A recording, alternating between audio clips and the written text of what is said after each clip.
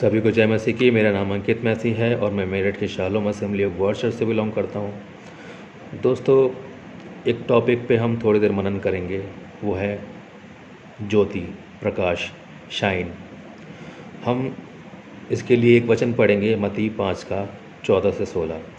तुम जगत की ज्योति हो, और जो नगर पहाड़ पर बसा हुआ है वह छिप नहीं सकता।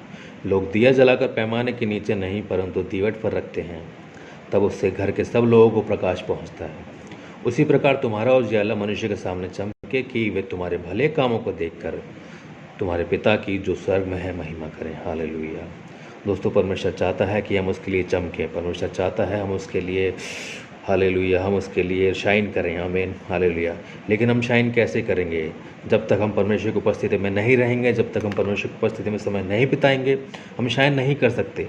जैसे चंद्रमा चमकने के लिए, रात को रोशनी देने के लिए सूर्य के प्रकाश को एब्जॉर्व करता है, हालेलुया, उसी प्रकार से हम परमेश्वर की उपस्थिति में जब रहेंगे तो परमेश्वर की ज्योति हम में आएगी। हम परमेश्वर की ज्योति को एब्जॉर्व करेंगे, फिर हम परमेश्वर की ज्योति में चमकेंगे। हालेलुया। जैसे मूसा जब पहाड़ पर गया, मूसा जब आज्ञाओं को लेने के लिए गया और वो परमेश्वर की उपस्थिति में 40 दिन 40 रात रहा, 40 दिन तक रहा, तो जब वो नीचे उतर के आ रहा था, लोग उससे मुंह छुपा रहे थे क्योंकि उसके चेहरे से किरणें निकल रही थी। हालेलुया। उसके चेहरे से किरणें इसलिए निकल रही थी क्योंकि वो परमेश्वर की उपस्थिति में रहा था। उसने परमेश्वर के प्रकाश को अपने अंदर एब्जॉर्व कर लिया। हालेलुया। जैसे हम परमेश्वर की उपस्थिति में जाते हैं, आमीन, हालेलुया, हम परमेश्वर का प्रकाश को अपने अंदर ले लेते हैं। हालेलुया। और जब परमेश्वर का प्रकाश हमारे अंदर आता है तो हमारे अंदर के सारा अंधकार दूर हो जाता है। हालेलुया।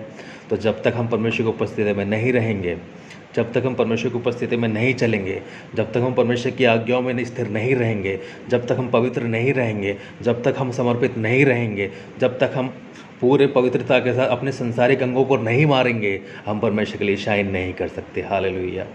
हमें परमेश्वर के लिए शाइन होने के लिए अपने संसारिक अंगों को मारना पड़ेगा। हमें परमेश्वर के साथ शाइन होने के लिए, परमेश्वर के लिए शाइन होने के लिए बहुत सी ऐसी बातों को छोड़ना पड़ेगा जो हमें अच्छी तो लगती हैं, लेकिन उससे हमारी कोई आत्मिक उन्नति नहीं है। हालेलुया। हमारे लिए अच्छी तो हैं, लेकिन उससे हमारी कोई आत्मिक उन्नति नहीं है। तो उन चीज़ों को छोड़कर हम परमेश्वर के लिए शाइन कर सकते हैं। हालेलुया। इस वचन के द्वारा प्रभु आप सबको आशीष दे। आमीन। धन्यवाद। जय मसीह की। Praise the Lord. प्रभु आप सबको आशीष दे।